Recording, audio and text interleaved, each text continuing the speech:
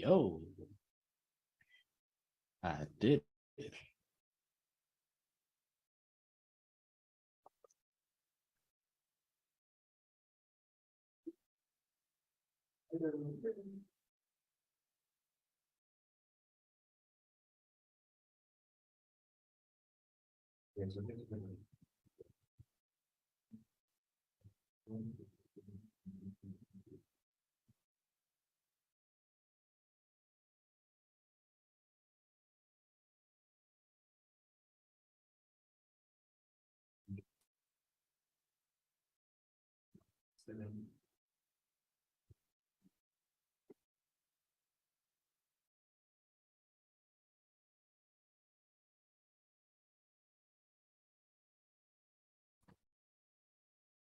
Any other information you should. Maybe you should clarify that on Wednesday. Oh. That's a good point, I didn't think about that. I know this is probably.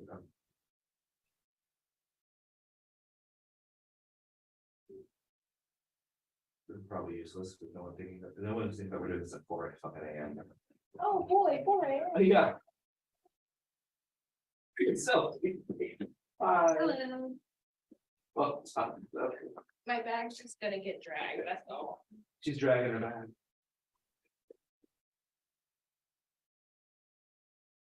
More people coming back.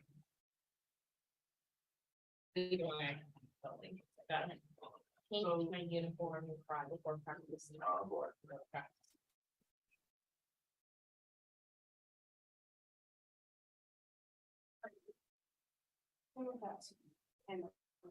Later. Bye,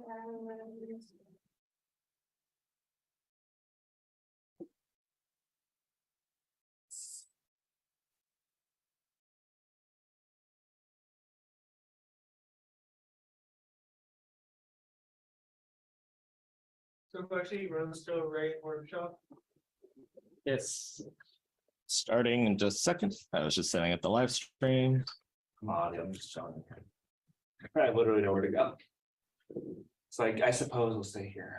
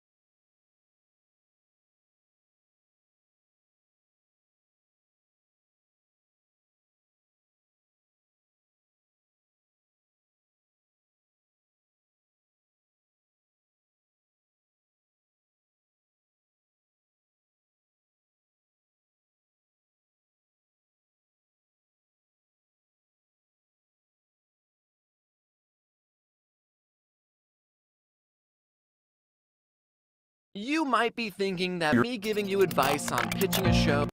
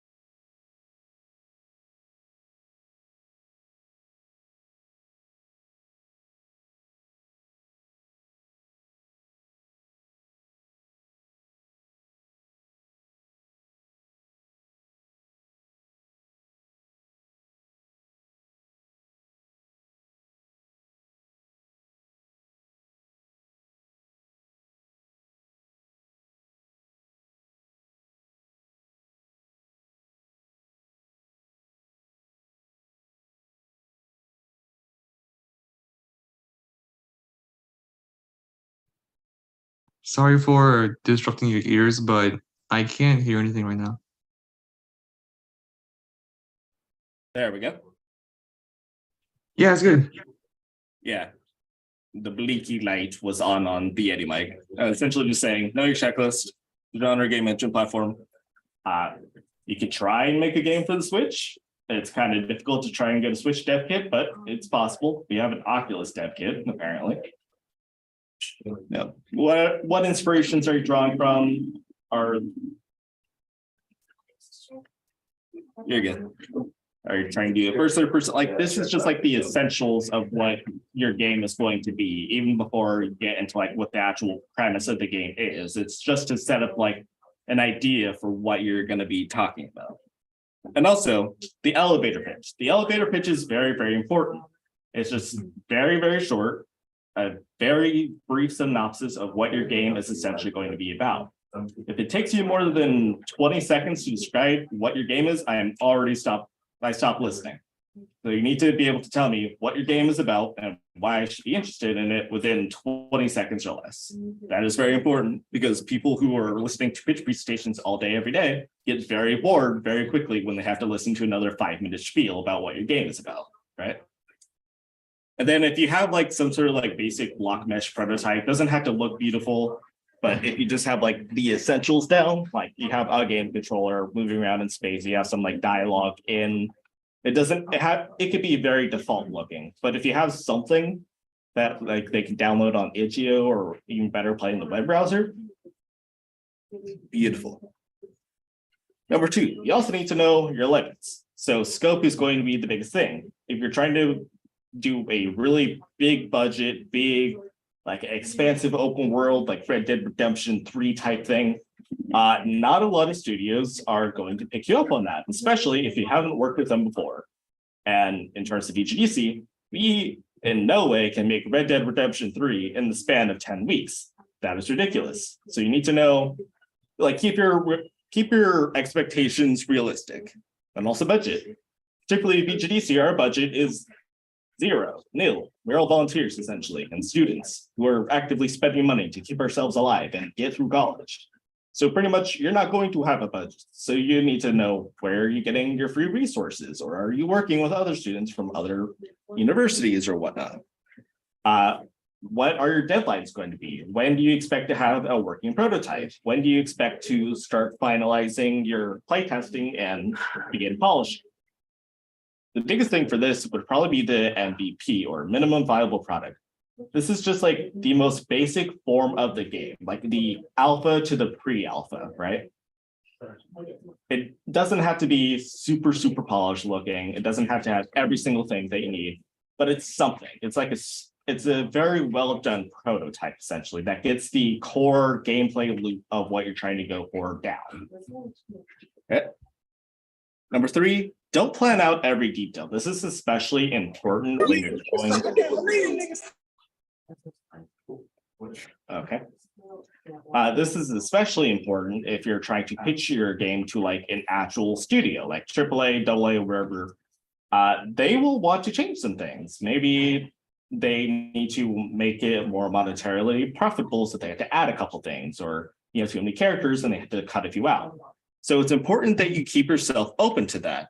You don't want full-on like scripts of every single encounter in your game. You don't want the entire world document done. You don't want everyone's character documents done to a T, polished, super well done, because some things will need to change, and that'll be just more wasted work for you.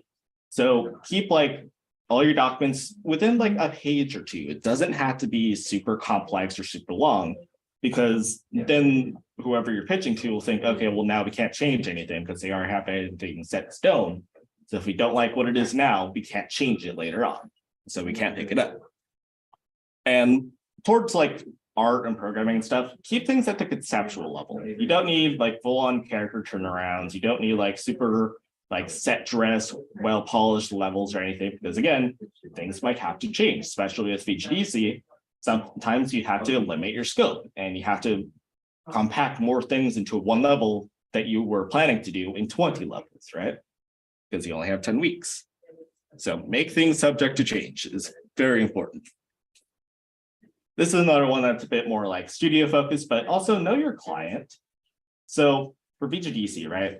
We're studios. We don't have any licensing rights. So if you come into the club and say, I want to make a game about Mario and not a Mario-like platformer, I want literally Mario and Luigi and all that stuff. We can't really do that because copyright and Nintendo is very strict about its copyright restrictions. So because we don't have the licensing for that, we can't really make a game like that. But if you want to make Mario and his brother Luigi, that skirts around copyright, right? And that applies to like actual studios as well.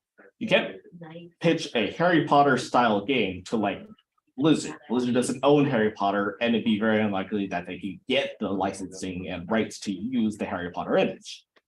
But if you go to say Pottermore Games, or is it Pottermore? Porky, whatever it's called, the J.K. Rowling game company. If you go to them, or if you go to Warner Brothers, which made the movies, they might have the rights to Harry Potter and are more interested in what you have to say. So make sure that you have the rights to make the games that you want to do. Or if you don't have the rights, the person that you're pitching to would have the rights or can easily negotiate the rights to use the likenesses. It's also just nice to have some experience. So like if you're coming into a game pitch meeting and you have never worked on a game before in your life, that doesn't look good. It makes me think, okay, where did you come from? Why should I trust your knowledge on building games and working in the game industry if you're pitching to my AAA studio? Like, it looks a bit iffy if you try coming in with nothing on your resume. So if you just have like some game jams, even that works. Or if you've worked with other students in other universities, that is a big bonus. If you have a shirt that says, hey, look, in indie studio, right? It gives you some more credibility for what you're saying. It makes you seem more reliable and trustworthy. Like, yeah, we can take on this person's pitch because they seem like they know what they're talking about because they have experience. And it's especially important that you emphasize how working on those previous games or game jam projects, whatever, helped hone your skills for what you're trying to pitch now. So if you're trying to make a very narrative heavy game, if you emphasize, hey, look at all these games I've done before. They did all very well in the narrative department. They got a few like little festival awards. Like they did really good in narrative. And now I want to make a narrative based game. Here's the pitch. Like that helps build your credibility and makes the people listening to your pitch more interested in what you have to say, right? And also, this is just kind of like basic public presentation advice, but like be prepped, practice your pitch a couple times. If half of your pitch is just saying, I stopped listening.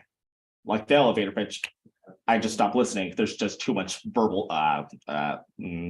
So be prepared, practice your speech, but don't become just an automatic answering machine where you're trying to get back and hard light into specific responses that you prepped out.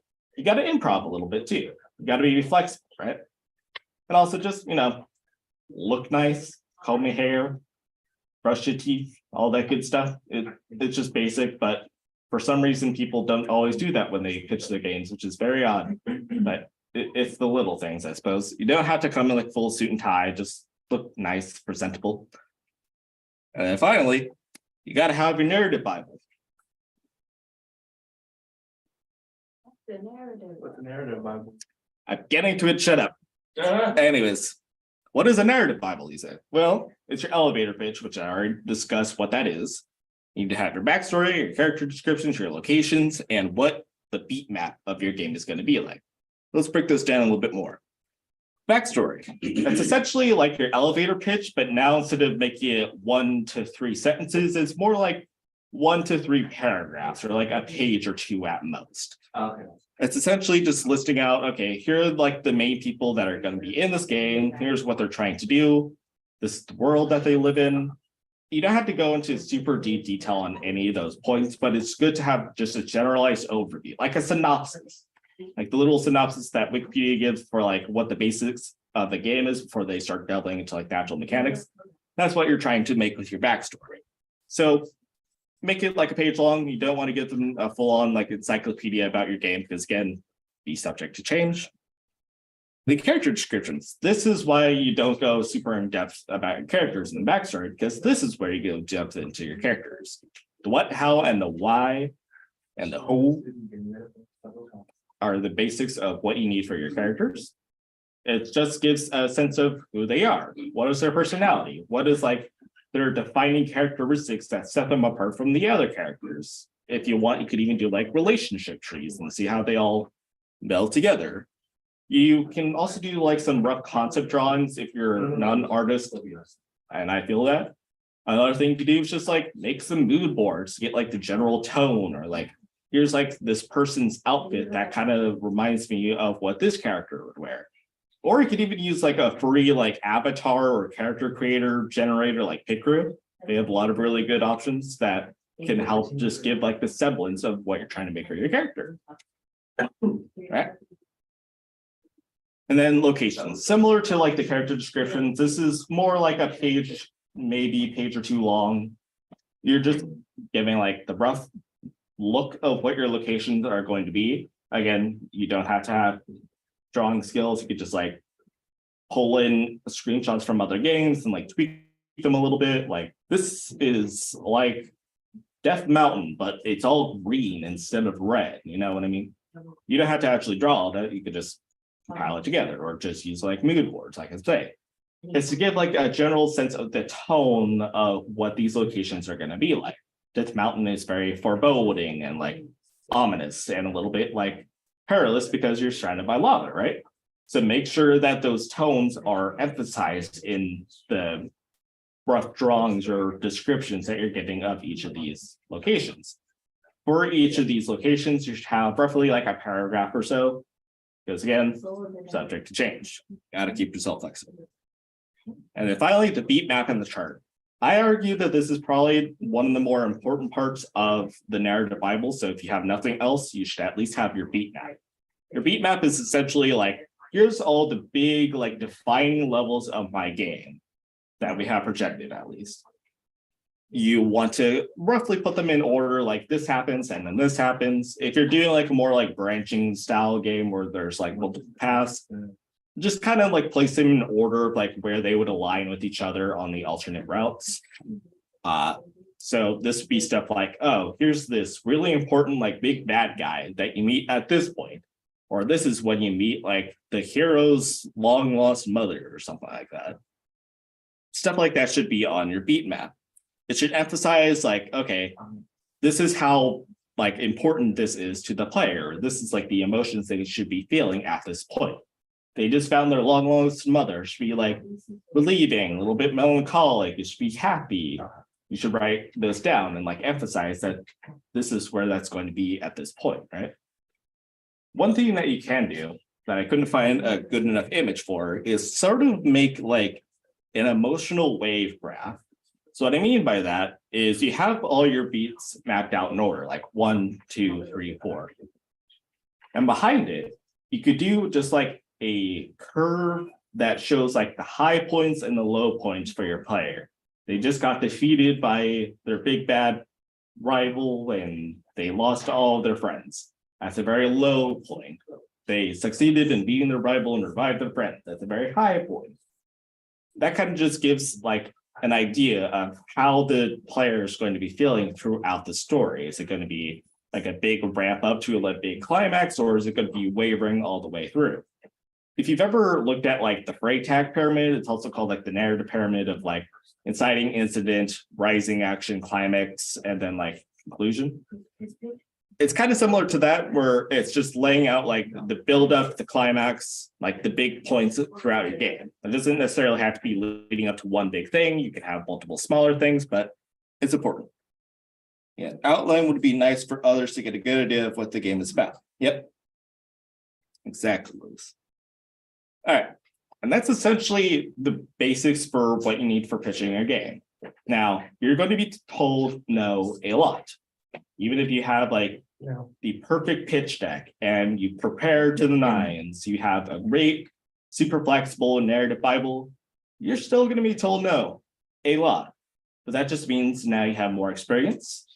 you know, what to do better next time, what you can improve, what you need to change. Take the feedback from whoever you're presenting to and take it to heart. Well, not exactly to heart, but you know what I mean. And just keep revising and pitching again, because eventually someone will take it, or you could always make it yourself. Like indie studios exist for a reason, right? So that's essentially the basics of what you need for pitching. Now, for the activity, I want you to go and find a game's pitch deck. Usually there's a couple of pitch decks around online for a lot of like indie projects that will have like as like the rough concepts of what they're doing when they're first drafting out what their game is going to be like. So just like look up a game and say pitch deck. So StarCraft 2 pitch deck or StarCraft 2 concept. I want you to find that, whatever game you like playing or you want to learn more about, like whatever. So find some sort of like pitch deck concept type thing that is, yeah. Once you do that, just flip through it a little bit. You don't need to read it word for word, anything like that. Just like get a semblance of what they're trying to go for. See what they did well, what they could have done better, how it changed in the final product. Like, were they super flexible with their pitch deck, or do they have to end up changing a lot of things? Right? Everyone good on that? Cool. So I have some music, but we are not allowed to play game music on Twitch and YouTube because